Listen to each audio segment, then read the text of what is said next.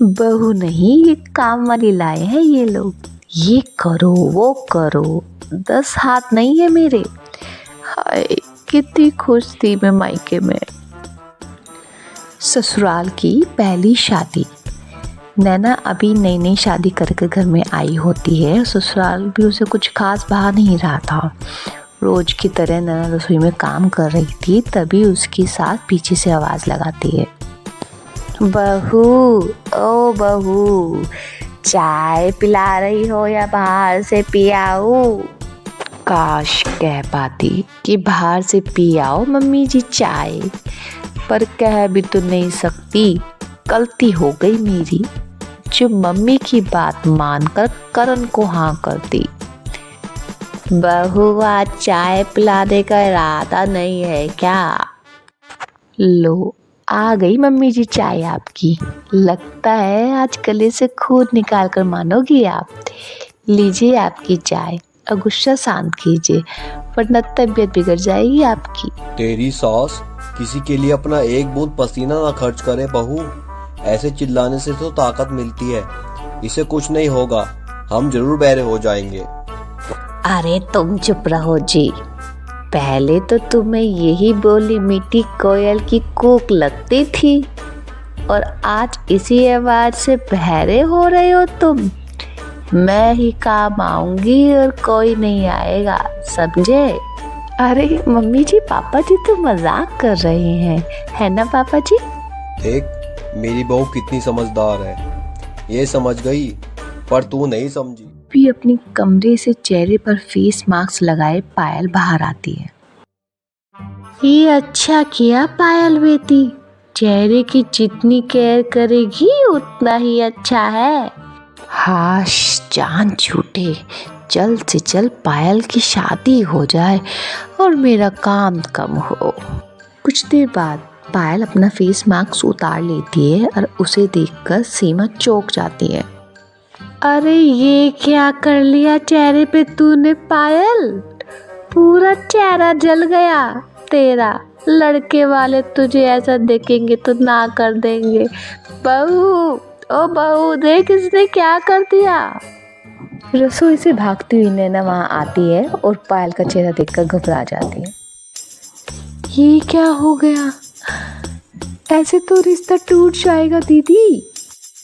मैं अभी चंदन का पेस्ट बनाकर लाती हूँ, पायल दीदी चेहरे पर लगाएंगी तो बिल्कुल ठीक हो जाएगा।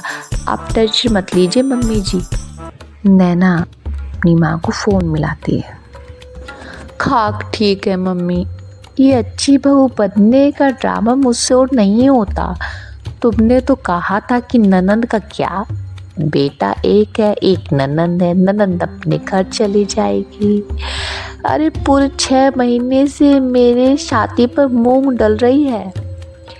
कभी पायल के लिए ये करो, कभी वो करो, अपना सारा मेकअप दे रखा है ताकि ये सुंदर दिखे और इसकी शादी हो जाए।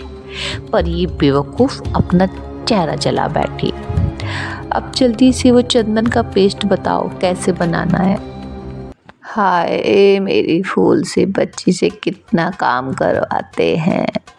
ये तेरे पापा की बात सुनकर मैंने गलती कर दी। उन्होंने कहा था इकलौता बेटा है, बेटे की शादी की बात चल रही है, नैना बड़े चैन से रहेगी। इससे अच्छा तो वो सौरभ था। तेरे पापा ना किसी काम के नहीं है। चल अब तो लेप बनाने की रेसिपी लिख और इस बार अपनी ननद की शादी करवा ही देना। चंदन के पेस्ट से पायल का चेहरा एकदम ठीक हो जाता है। तभी वहाँ सीमा आती है और नैना के सिर पर हाथ फेरते हुए कहती है, कितना प्यार करती है तुम पायल से बहू। भगवान तुझ जैसे बहू सबको दे। अगली सुबह 4 बजे उठकर नैना खाने बनाने की तैयारी में लग जाती है। अरे भोला भैया, पर्दों को चेंज कर दो और सोफ़ा कवर भी चेंज कर दो, कुछ भी पुराना नहीं लगना चाहिए आज। नैना की आवाज़ सुनकर सभी जाग जाते हैं। अरे आज मेरी इकलौती ननद के लिए लड़के देखने आने वाले हैं, कोई कमी नहीं होनी चाहिए। हेल्पर तो चाहिए था तो भोला भैया को बुला लिया। आज भोला भैया के बिना आप अपना काम देखो। आज भोला भैया रसोई में मेरी मदद करेंगे। हाँ भैया, भाभी बड़ा ध्यान रखती है मेरी बड़ी फिक्र करती है भाभी। अरे पायल, तुम क्यों उठ गई?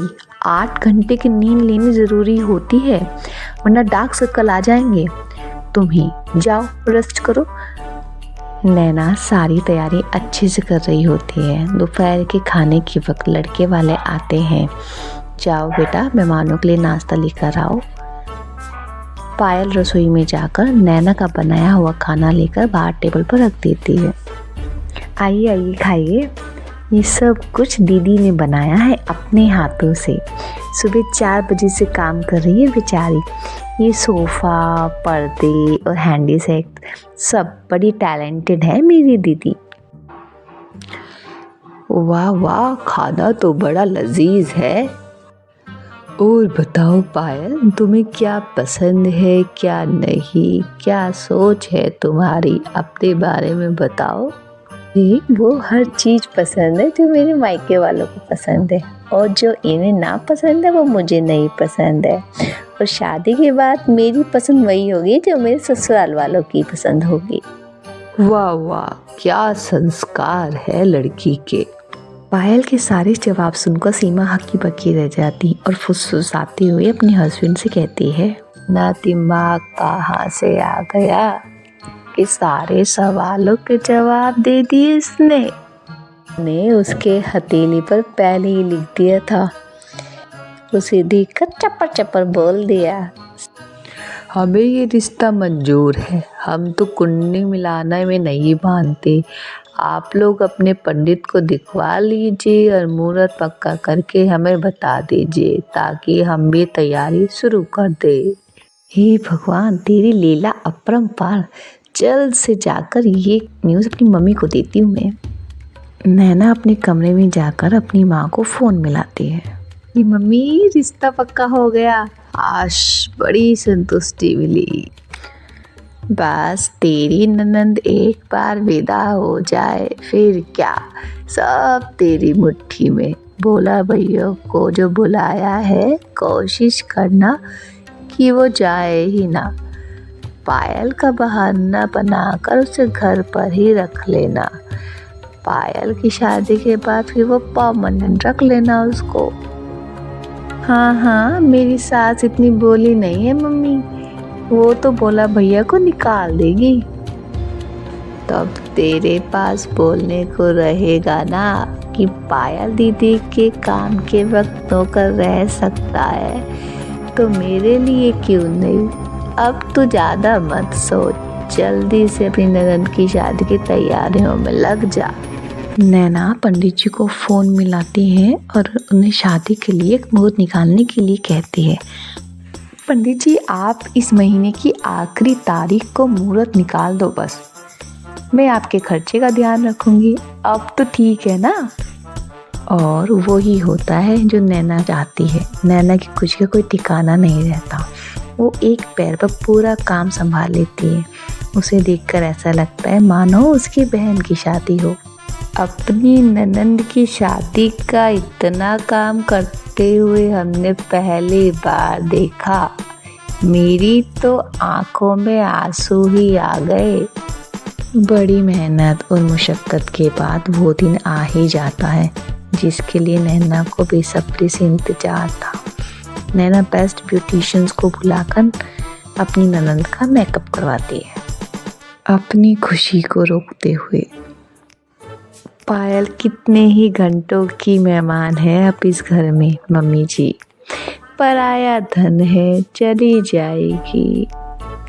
तभी बाहर से कुछ कांच के टूटने की आवाज़ आती है, जिससे और इधर नैना की अचानक से नींद खुल जाती है। क्या? ओह गॉड, ये सपना था, मेरा हसीन सपना। मतलब दीदी की शादी नहीं हुई। हाय बेचारी नैना, क्या कुछ नहीं किया पायल की विदाई कराने के लिए। और पायल की शादी हुई ही नहीं और ऐसे ही नैना के घर की पहली शादी अधूरी रह गई।